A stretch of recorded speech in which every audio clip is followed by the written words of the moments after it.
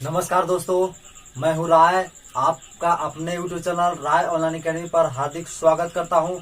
तो जैसा कि पिछले क्लास में हम लोगों ने मौर्य काल को पढ़ रहे थे और मौर्य काल में हम लोगों ने अशोक के अभिलेख में देख यानी अशोक के अभिलेख, और उसमें भी हम लोग अशोक के शिलालेख के बारे में पढ़ रहे थे।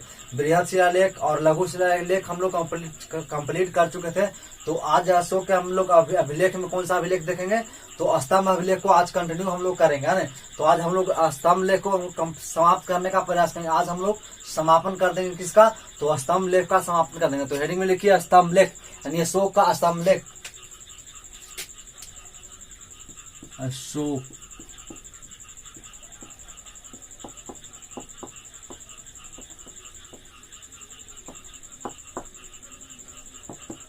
अशोक का स्तंभ लेख, है ना। तो देखिए ये अशोक का स्तंभ लेख क्या है आपको समझना पहले। जैसे मान लीजिए कि जहाँ पहाड़ है वहां तो अशोक ने क्या किया? तो शिलालेख बनवाया, यानी शिला मतलब पत्थर, यानी पहाड़ पर ही लिखवा दिया। उसी को हम लोग क्या कहेंगे? शिलालेख। तो जहाँ पत्थर यानी पहाड़ है वहां तो हम लोग अशोक ने क्या किया कि लिखवा दिया शिलालेख के माध्यम से। लेकिन मेन समस्या उत्पन्न हो कि अगर मान लीजिए कि जहाँ पहाड़ नहीं है तो वहां हम अपने संदेश को कैसे पहुंचाएं? मान लीजिए जनता के पास अगर संदेश पहुंचाना, सभी जगह पहुंचाना है, तो जहां मान लीजिए कि पहाड़ी एरिया तो वहां तक हम लोग को स्तंभ लिखवाने, पहाड़ के जगह पर कटवा के लिखवा देंगे रास्ता मेन रास्ता पर, तो उसको तो चलेगा। लेकिन जहां आपका पहाड़ नहीं वहां कैसा करेंगे? तो अशोक ने दिमाग लगाया। देखिए अशोक आपको पता होगा कि अशोक सबसे बड़ा चालाक राजा है, और इसने दिमाग लगाया कि है ना, जहां मतलब पहाड़ी एरिया नहीं है तो वहां हम लोग मतलब मैदानी एरिया है, उसको वहां क्या करा, जो रास्ता है रोड है, सड़क राजमार्ग, वहीं पर किनारे क्या किया, जो सड़क किनारे नहीं राजमार्ग किनारे खंभा गड़वा दिया। कह सकते हैं पॉल, मान लीजिए पॉल की तरह खंभा गड़वा दिया, है ना। और अशोक पर जो भी उस पर लिखना था संदेश उसी से पॉल पर लिखवा दिया। तो मान लीजिए जो रास्ता से जो राही जाएगा यानी जो प्रजा जाएगा तो उसको पढ़ेगा कि क्या राजा ने लिखवाया इस पर, है ना। तो इस संदेश भी उसके पास पहुंच जाएगा, यानी संदेश अशोक का संदेश उसके पास पहुंच जाएगा। जैसे आज मान लीजिए कि मोदी जी अगर कुछ अलग मतलब संदेश, एक पॉल अगर हम लोग के गांव में या कहीं भी अगर गड़वा देते हैं, उस पर अलग अलग चित्रित है या फिर हमारे अपने देश के बारे में कुछ अलग चीजें लिखा हुआ है, तो क्या हम उस रास्ते से गुजरेंगे तो उसको देखने का प्रयास नहीं करेंगे? आज तो मोबाइल का जमाना है, तो जिसको अच्छा चीज तो लिखा ही रहेगा, तो हम देखेंगे, इसको पढ़ लिखेंगे, उसके बाद हम लोग एक सेल्फी लेंगे और उसको सेल्फी लेकर हम लोग फेसबुक पर या अलग अलग जगह पर शेयर करेंगे। तो है ना, तो ये आपका इम्पोर्टेंट है नहीं कि अशोक का स्तंभ लेख किस लिए बना है। तो अशोक का स्तंभ लेख कहाँ मिलेगा आपको? तो रोड के किनारे मिलेगा, यानी सड़क के किनारे आपको मिलेगा। तो ध्यान रखिएगा। तो स्तंभ लेख है, स्तंभ मतलब पिलर, यानी खंभा को हम लोग स्तंभ कहते हैं। तो स्तंभ कैसा देख लीजिए, ये मतलब देख लीजिए, मान लीजिए रोड है, ये आपका क्या है? रोड। और रोड के किनारे चूंकि अशोक है तो अशोक ने खंभा गड़वा दिया, और अशोक ने इस रोड के किनारे खंभा गड़वा दिया और इस पर जो भी लिखना है इस पर लिखवा दिया। इस पर क्या जो भी संदेश लिखना अशोक ने इस पर लिखवा दिया ना। तो इसी को हम लोग क्या कहेंगे? स्तंभ लेख। तो मेन समस्या है कि आखिर इस स्तंभ लेख को यानी स्तंभ को यानी इस खंभा को आखिर बनाया जाए कैसे? उसका सीमेंट तो नहीं था क्या? बालू तो सीमेंट का प्रयोग होता था उस समय? नहीं जी नहीं। तो क्या किया अशोक ने कि जो पहाड़ से यानी पहाड़ है यहाँ से पत्थर को कटवाया लंबा, यानी इसको पत्थर को कटवाया लगभग, यानी पत्थर को लंबा कटवाया। और ये पत्थर कैसा होता था? तो एकाश में पत्थर, मतलब एक ही पत्थर से वो जो जितना खंभा की ऊंचाई है तो एक ही पत्थर से उस खंभा यानी स्तंभ बनाया गया। ऐसा नहीं कि मतलब छोटे छोटे यानी बहुत सा पत्थर को मिलाकर वो खंभा बनाया गया, नहीं, एक ही पत्थर से उसका खंभा का बनाया गया था। तो इसी को हम लोग क्या कहेंगे? एकाश में पत्थर, एकाश में पत्थर। अब देखिए जो इस पत्थर को बनाया गया था, इस जो जनरल अशोक का जो स्तंभ लिखा है यानी स्तंभ है जो पत्थर का बनाएगा, तो यूपी में आपको पता है जगह है कहाँ? चुनार। चुनार के लाल बलुआ पत्थर से बनाया गया था, लाल बलुआ पत्थर। यानी जो स्तंभ का निर्माण किससे किया गया है? तो चुनार के लाल बलुआ पत्थर। चुनार कहाँ में है? तो उत्तर प्रदेश में है ना। तो आप जान भी रहे होंगे, या फिर हम आपको जब ज्योग्राफी में आपको पढ़ाए थे, कौन सा, जब हम लोग गंगा नदी का विस्तार देख रहे थे उत्तर प्रदेश में, तो गंगा नदी के किनारे कौन सा चुनार किस नदी किनारे है? तो गंगा नदी किनारे स्थित है। तो आपको पता भी होगा, पिछले क्लास में हम लोगों ने पढ़ा था इसके बारे में। तो चुनार के लाल बलुआ पत्थर से इसका निर्माण किया गया। तो ये पहला कंप्लीट हो गया। दूसरा हम लोग देखेंगे इसके बारे में। देखिए जब इसको कौन सा बना हुआ? तो एकाश पत्थर। इसकी हाइट देखिएगा तो लगभग 60 फीट मिलेगा, मतलब एक पत्थर जिसका ऊंचाई 60 फीट है उससे इसका बनाया गया था। जैसे मान लीजिए कि हम लोग का लगभग यानी कि आज का हम लोग का घर है, वैसा ऐसा घर 6 लगभग 6 मंजिला घर के आकार का यानी स्तंभ बनाया था। सोचिए कितना ऊंचा स्तंभ होता होगा, यानी 6 मंजिला यानी 6 मंजिला आकार। हम लोग का छत होता है लगभग 10 फीट का होता है, 6 गुना ज्यादा हम लोग का छत से ज्यादा है ना। तो ध्यान रखिएगा। तो हम लोग का आज क्या पढ़ रहे हैं, स्तंभ लेख।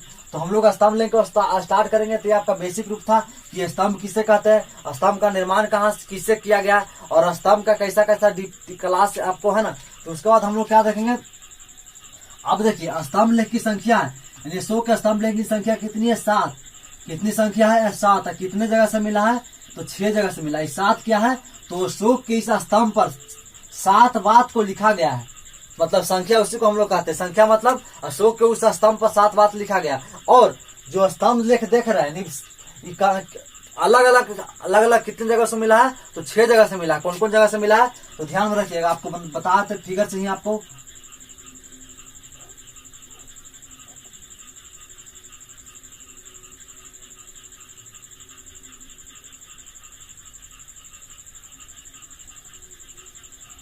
ऐसी मान लीजिए, ऐसा नहीं कि आपको केवल आपको बनाने के लिए बता रहा है। ध्यान रखिएगा। पहला हम लोग जानेंगे हरियाणा। एक हरियाणा से मिला है, इसका नाम क्या है, टोपरा। इसका क्या नाम है, टोपरा। उत्तर प्रदेश में हम लोग जाएंगे। उत्तर प्रदेश में देखिए आपका उत्तर प्रदेश है, और उत्तर प्रदेश में दो जगह, एक मेरठ से मिला है। कहाँ से मिला है, मेरठ। और एक मिला कहाँ, कौशाम्बी से। कौशाम्बी ये कहाँ से मिला है, मेरठ और कौशाम्बी से। बाकी 3 हो गया, यानी कितने जगह से मिला, 6 जगह से। तो 1 2 3 जगह कंप्लीट कर चुके। और 3 जो कहाँ से मिला, बिहार। और बिहार का भी कौन जगह, तो पश्चिमी चंपारण से तीनों मिला है। कौन सा मिला है, तीनों। एक का नाम हम लोग देंगे रामपुरवा। रामपुरवा। एक का हम लोग क्या नाम देंगे, लौरिया नंदनगढ़। और एक का हम लोग क्या नाम देंगे, लौरिया अरे राज। ये सब कहाँ में है, तो बिहार के पश्चिम चंपारण में। यानी 3 देखिए, बिहार चूंकि बिहार और उत्तर प्रदेश लगभग पहाड़ी एरिया नहीं है, तो जहाँ यानी कि स्तंभ लेख आपको देखने के लिए कहाँ मिलेगा, तो सड़क के किनारे ही मिलेगा। तो इसीलिए बिहार में 3 को स्तंभ लेख अशोक ने गढ़वाया।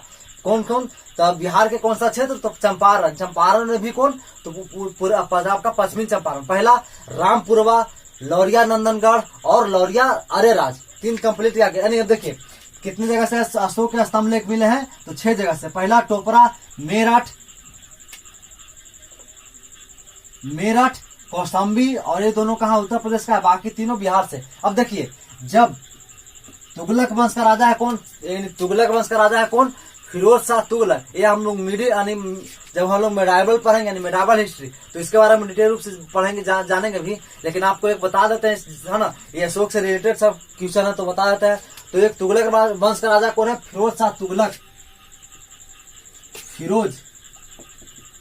फिरोज शाह तुगलक। तो देखिए फिरोज शाह तुगलक का जब शासन आया, तो फिरोज शाह तुगलक क्या क्या एक बार अपने राजधानी यानी कि अपने राज भवन से एक बार क्या हो गया, हरियाणा के कौन सा जगह, टोपरा, यानी हरियाणा के टोपरा के आसपास, यानी हरियाणा का टोपरा एक गांव है। और उसी गांव से होकर कहा, मतलब घूमने जा रहा था कौन, तो आपका तुगलक वंश का राजा फिरोज शाह तुगलक। तो देखा कि रास्ता में एक रोड के किनारे खंभा गाड़ा है, तो अपने सैनिकों से कहा कि देखो तो खंभा पर क्या लिखा हुआ। चूंकि गंदा उस पर भरा हुआ धूल कर बैठा था, तो अशोक ने सॉरी आपका फिरोज शाह तुगलक ने अपने सैनिकों से क्या कहा कि इसको झाड़ो तो जी। और झाड़ने के बाद देखा कह रहे तो बहुत अच्छा चीज है, इस पर कुछ चीज लिखा हुआ है। तो खैर अशोक जब फिरोज शाह तुगलक के समय इसको पढ़ा नहीं गया था।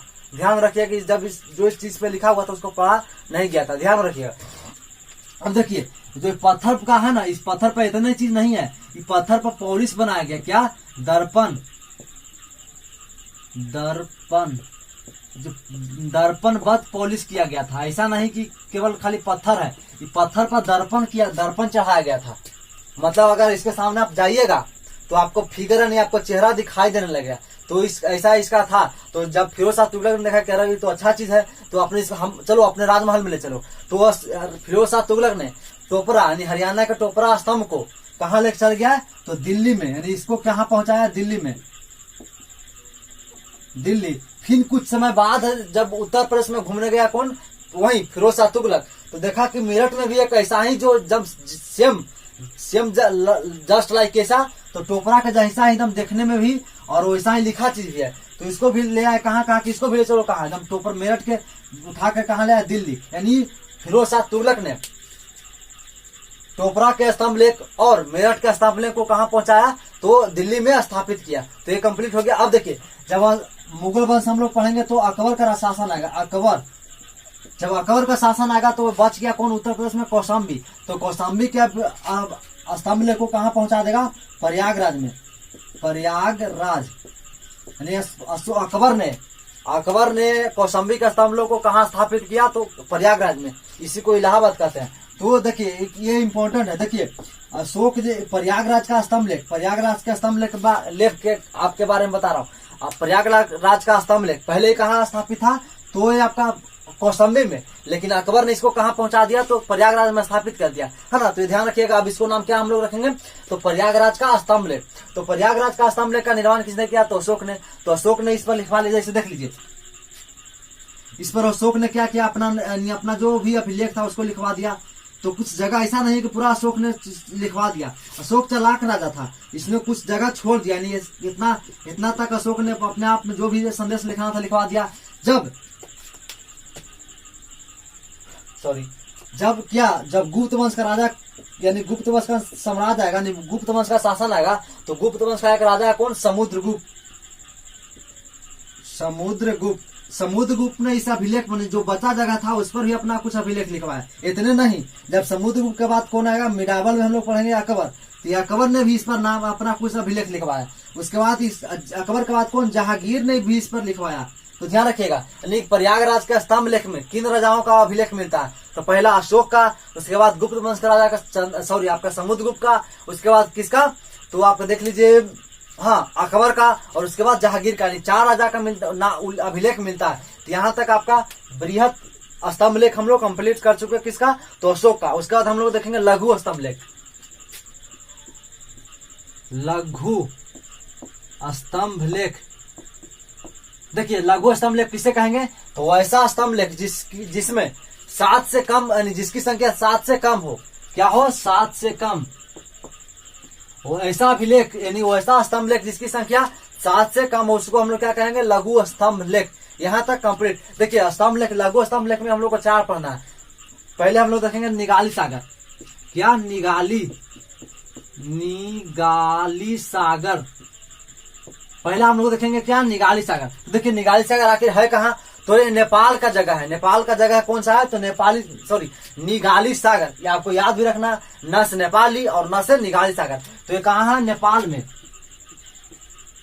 है ना। तो देखिए इसमें क्या उल्लेख मिलता है, यानी निगाली सागर में क्या आपको मिलेगा, तो इसका निगाली सागर का स्तंभ लेख कहाँ स्थित है, तो ये नेपाल में स्थित है। यहाँ अशोक ने अपने जब राजा बना, राजा के बनने के 14वां वर्ष, जब राजा बना उसके बाद 14वां वर्ष इसने अशोक ने यहाँ यात्रा किया। कहाँ यात्रा किया, तो निगाली सागर में यात्रा किया। और कहाँ यात्रा किया, 14वें वर्ष, शासन के केवा वर्ष, 14वां वर्ष क्या क्या यात्रा किया। और यहाँ एक कनक मुनि का स्तूप था। कनक मुनि का स्तूप था। ये कनक मुनि का स्तूप के आकार को दुगुना किया। आकार को कितना किया, जो इन्हीं की, देखिए आप निगाली सागर के बारे में आपको बता रहा हूँ। तो निगाली सागर कहाँ स्थित है, तो नेपाल के ये नेपाल में स्थित है। और यहाँ अशोक ने अपने शासन के कितने वर्ष, तो 14वें वर्ष यहाँ यात्रा किया। कहाँ यात्रा किया, निगाली सागर में। और जो यहाँ निगाली सागर में एक कौन थे, तो कनक मुनि के स्तूप बना था। और स्तूप को दोगुना, स्तूप के आकार को क्या किया, दुगुना किया, है ना। स्तूप के आकार को दुगुना किया। आपको प्रश्न आ रहा हो कि एक कनक मुनि कौन है, तो देखिए बौद्ध धर्म से संबंधित ऋषि हैं, है ना। तो चूंकि गौतम बुद्ध आपको पता होगा, आपका कौन, अशोक किस धर्म को मानने वाला था, शुरुआत में शैव धर्म यानी हिंदू धर्म को मानने वाला था, लेकिन बाद में कौन सा धर्म माना, ये आपका बौद्ध धर्म को माना था। तो बौद्ध धर्म से रिलेटेड है। तो यहाँ इसके कनक मुनि किससे संबंधित है, तो ये बौद्ध धर्म से भी संबंधित है। तो इसके आकार को दोगुना किया। उसके बाद हम लोग देखेंगे दूसरा है आपका रुकमनदेई। रुकमनदेई का अभिलेख। रुकमनदेही का अभिलेख। देखिए रुकमनदेही का अभिलेख एक काफी इंपोर्टेंट है। रुकमनदेही का प्राचीन नाम क्या है तो आपको पता होगा लुम्बिनी। लुम्बिनी, जहां गौतम बुद्ध का जन्म हुआ था। लुम्बिनी कहने के जैसे ही आपको लुम्बिनी बोले तो आपको दिमाग में घूमना चाहिए क्वेश्चन कि लुम्बिनी कहाँ है, तो नेपाल के तराई में स्थित कौन है, लुम्बिनी ग्राम, जहाँ आपका गौतम बुद्ध का जन्म स्थल। यानी गौतम बुद्ध का जन्म कहाँ हुआ था तो लुम्बिनी में हुआ था। तो देखिए लुम्बिनी का इंपॉर्टेंट है। तो अशोक ने भी यहाँ एक क्या किया, यहाँ एक स्तंभ क्या किया, गड़वाया है ना। अशोक क्या किया, इसमें स्तंभ गड़वाया कहाँ, रुकमनदेही। रुकमनदेही आप देखिए रुकमनदेही का प्राचीन नाम क्या था, यानी प्राचीन काल में इसका नाम था लुम्बिनी ग्राम यानी लुम्बिनी। लेकिन अब आधुनिक काल में नहीं, अब आप जाइएगा तो उसका नाम बदल कर क्या है तो रुकमनदेही। अब उस गांव का नाम क्या है, रुकमनदेही, ध्यान रखिए। तो अशोक ने अपने शासन के 20वें वर्ष किया, शासन ने कितने वर्ष किया, 20वां वर्ष यात्रा किया। कहाँ तो रुकमनदेही में यात्रा किया, यानी कहा तो लुम्बिनी ग्राम में यात्रा किया। कौन, अशोक ने अपने शासन के 20वें वर्ष। और यहाँ जो धार्मिक टैक्स लग रहा था, यानी धर्म के आधार पर जो टैक्स लग रहा था उसको माफ कर दिया। धार्मिक टैक्स को क्या किया, माफ कर दिया। धार्मिक टैक्स को क्या किया गया, माफ यानी समाप्त कर दिया। कहा कि अब धार्मिक टैक्स नहीं लगे। क्यों नहीं लगेगा तो चूंकि ये जन्म किसका है तो गौतम बुद्ध का जन्म स्थली। और जो आपका अशोक है जो किससे प्रभावित था तो बौद्ध धर्म यानी गौतम बुद्ध से। इसीलिए जो यहाँ टैक्स लग रहा था किसपे तो धर्म पर, वो इसको समाप्त कर दिया। और साथ ही यहाँ अन्य टैक्स, जैसे देख लीजिए अन्य टैक्स जो लग रहा था, जैसे मान लीजिए अगर आप किसान है, यानी कि जो वहाँ का जो किसान है, कहा लुम्बिनी ग्राम का जो किसान था उसका टैक्स लग रहा होगा। शिक्षा का अलग टैक्स लग रहा होगा, पढ़ाने का। उसके बाद जो अलग अलग अन्य टैक्स लग रहा था उसको, पहले टैक्स कितना लगता था तो 1/6, लेकिन इसको घटाकर अब कितना कर दिया यानी 1/8। समझ रहे हैं, यानी अशोक ने कहा तो अन्य टैक्स को 1/6 पहले लग रहा था, लेकिन इसको अब घटाकर कितना कर दिया 1/8। मतलब समझिएगा, देखिए मतलब वहां एक टैक्स प्रचलन था किसमें, मौर्य काल में, कि अगर आप मान लीजिए एक एग्जाम्पल से आपको मैं समझा रहा हूँ कि मान लीजिए आप किसान हैं और किसान आपके 6 बीघा जमीन है, 6 बीघा मान लीजिए कि जमीन है, और 6 बीघा में आपका क्या है जमीन है, तो आपको 6 बीघा में से 1 बीघा हमको देना, यानी राजा को टैक्स के रूप में देना, यानी अशोक को टैक्स के रूप में देना, और बाकी कितना बच गया तो 5 आप जो किसान है उसको रखना है। समझ रहे हैं, नहीं तो एक एग्जाम्पल से और समझिए। मान लीजिए कि अभी हम लोग वर्तमान में देखिए तो हम लोग का एक जब खेती हम लोग करवाते हैं घर में, आप भी करवाते होंगे, तो देखिएगा आपके यहाँ प्रचलन होगा जनरली 14 चलता है, यानी 1/14 हिस्सा, यानी क्या चलता है 1/14। यानी अगर आपके 14 बोझा आपके खेत में हुआ है, यानी एक मान लीजिए कि एक कट्ठा में, एक कट्ठा एक छोटा सा मान लीजिए, एक कट्ठा में आपके जो धान का बोझा है कितने बोझा हुआ है 14 बोझा। तो 14 बोझा में से एक बोझा किसको लेना है तो एक किसको कौन लेगा, जो खेती को यानी खेत को काटेगा वो लेगा, यानी नौकर। यानी जो बाकी बच गया कितना बच गया, 14 में एक ले लिया कौन नौकर, तो बच गया 13। तो 13 ये आपका क्या हो गया, 13 आपका हो गया। समझ रहे हैं, यानी टैक्स के रूप में कितना लगता था 1/, यानी कि अगर आप 6 हिसाब यानी 6 बीघा जमीन को उपजा रहे हैं तो 1 बीघा आपको राजा के रूप में टैक्स देना है। लेकिन यही टैक्स को अशोक ने क्या किया, घटा कर कितना कर दिया कि अब 8/1/8 लगे, यानी आप 8 बीघा खेत कर रहे हैं तो 1 ही बीघा आपको टैक्स के रूप में देना होगा। समझ रहे हैं, तो ये इसको कर को घटा दिया। अब जनरली आप देखिए 1/14 है, तो आपको अगर आपके गांव में क्या प्रचलन है 1/14, यानी कि 14 में से एक नौकर लेगा और बाकी 13 आपको देगा। लेकिन हम लोग को दादा क्या करते हैं कि समझ रखते दिमाग में उल्टा मतलब बैठा देते हैं, 14 में 1 यानी 14 हमको दो बाकी 1 नौकर को दो। नहीं, वैसा नहीं है, 14 में से 1 यानी 14 में से 1 कौन लेगा, नौकर भी लेगा, जो खेत को काटेगा यानी मजदूर लेगा, और 1 कौन बाकी बच गया, जो 13 बच गया वो हमको देगा, यानी मालिक को देगा। ध्यान रखिएगा। उसके बाद हम लोग देखेंगे तीसरा कौन हो गया, निगाड़ी सागर, रुकमनदेही, और उसके बाद सारनाथ। सारनाथ आपको कहाँ है तो यूपी में है। कहाँ है, यूपी में। और सारनाथ का स्तंभ लेख भी इम्पोर्टेंट है, किस लिए इम्पोर्टेंट है देखिए, सारनाथ का स्तंभ लेख कहाँ में तो यूपी में है, सारनाथ का अभी जिला भी है। तो सारनाथ कहाँ है तो सारनाथ यूपी में है। और यहाँ इस स्तंभ पर यानी सारनाथ के स्तंभ पर देखिए, इस मान लीजिए क्या स्तंभ है, सारनाथ का स्तंभ है, और इस पर आपको देखिए चारों तरफ मुख यानी मुंह किए हुए 4 शेर मिलेगा। यानी कि सारनाथ के स्तंभ के ऊपर यानी सारनाथ के स्तंभ के ऊपर क्या है तो शेर, यानी चारों तरफ चारों दिशा में मुख किए हुए 4 शेर मिलेगा, है ना। और यही जो शेर है यही हमारा क्या है, भारत का राजकीय चिन्ह है।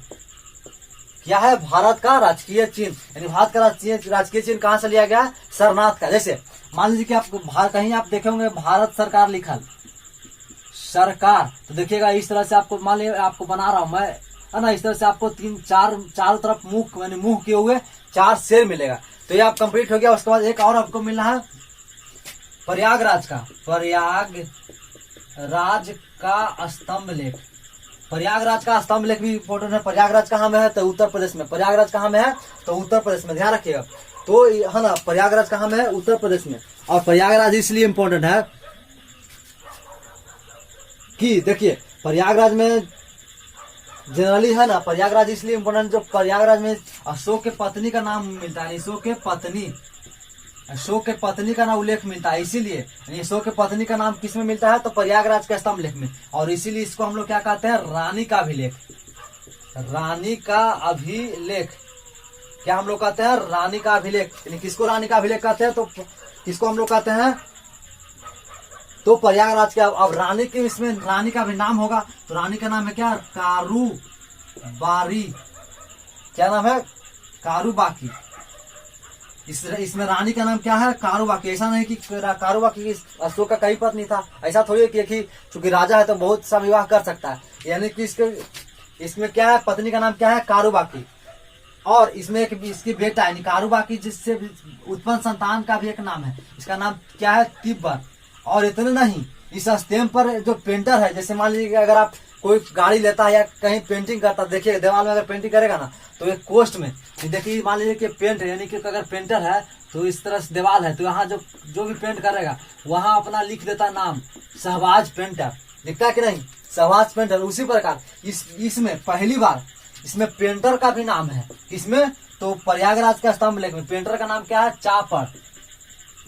यानी पेंटर का क्या नाम है, चापड़ का भी इसमें नाम है। तो यहाँ तक कंप्लीट हो गया है ना। तो इसको हेडिंग में लिखिए, अशोक का स्तंभ लेख। इसको केवल आपको लिखवाना है, अशोक का स्तंभ लेख। अशोक का स्तंभ लेख लिखिए, डैश या पॉइंट करके लिखिए। स्तंभ का निर्माण, स्तंभ का निर्माण, स्तंभ का निर्माण, स्तंभ का निर्माण, निर्माण किसे, तो चुनार के बलुआ पत्थर से किया गया था। चुनार के बलुआ पत्थर से किया गया था, जो एकाश में पत्थर से निर्मित था। एकाश में पत्थर से निर्मित था। एकाश मतलब एक ही पत्थर से बनाया गया था। तथा इस स्तंभ लेख में दर्पणवत पॉलिश किया गया था। दर्पणवत पॉलिश किया गया था। उसके बाद लिखिए, स्तंभ लेख की संख्या 7 है, जो 6 अलग अलग स्थान से प्राप्त हुए हैं। और एक फिगर चाहेंगे तो बना भी लीजिए। पहला तो हरियाणा में टोपरा, मेरठ में, उत्तर प्रदेश में मेरठ और कौशाम्बी।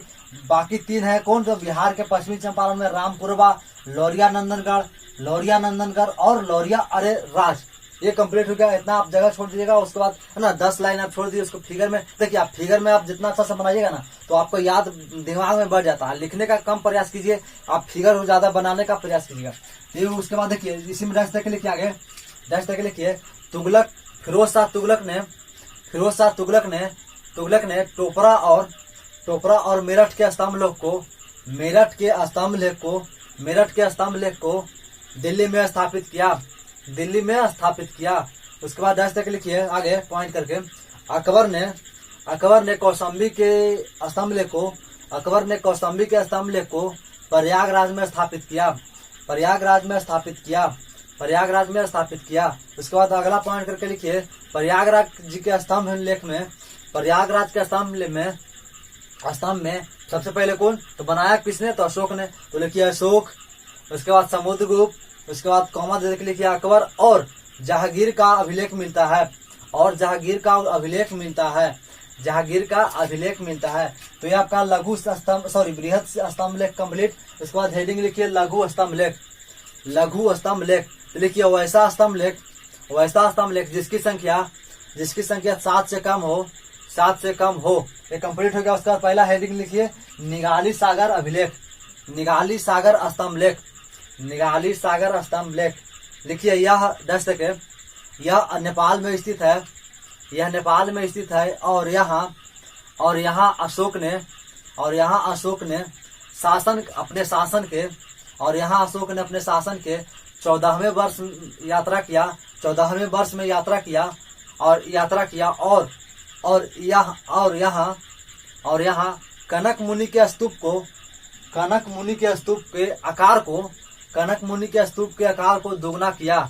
तो ये कंप्लीट। उसके बाद लिखिए रुकमनदेही अभिलेख। लिखिए यह नेपाल में स्थित है तथा भगवान बुद्ध के जन्मस्थली लुम्बिनी ग्राम का आधुनिक नाम रुकमनदेही है। और यहाँ अशोक ने अपने शासन के 20वें वर्ष यात्रा किया और यहाँ लगने वाले धार्मिक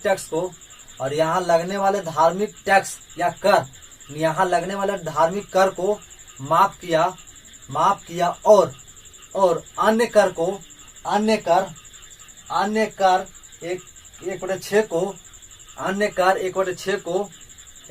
को 1/8 किया। देखिए यहाँ से टैक्स मिलता है, यानी कि देखिए एक तरह से टैक्स पता चल रहा है कि अशोक का जो मौर्य काल में टैक्स प्रणाली प्रचलित था। तो यहाँ से क्या मिलता है, तो रुकमनदेही अभिलेख से क्या मिलता है, मौर्य काल के टैक्स प्रणाली को अभिलेख मिलता है। तो 10 देख लिखिए रुकमनदेही के अभिलेख से मौर्य काल कर्म प्रणाली का उल्लेख मिलता है। उसके बाद लिखिए सारनाथ का अभिलेख। लिखिए यह उत्तर प्रदेश में स्थित है और इस स्तंभ के यह उत्तर प्रदेश में स्थित है और सारनाथ के स्तंभ के ऊपर चारों दिशाओं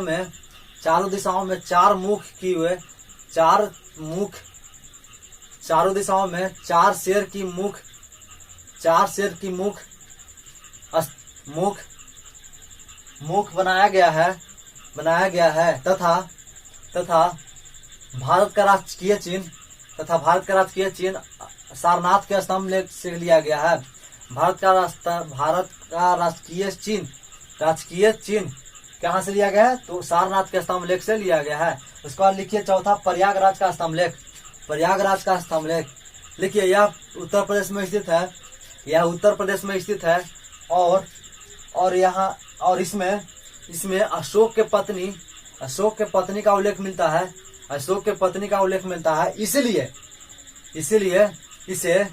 इसे रानी का अभिलेख कहते हैं। इसमें अशोक के पत्नी का नाम क्या, कारुबाकी तथा इसके संतान तिब्बर और पेंटर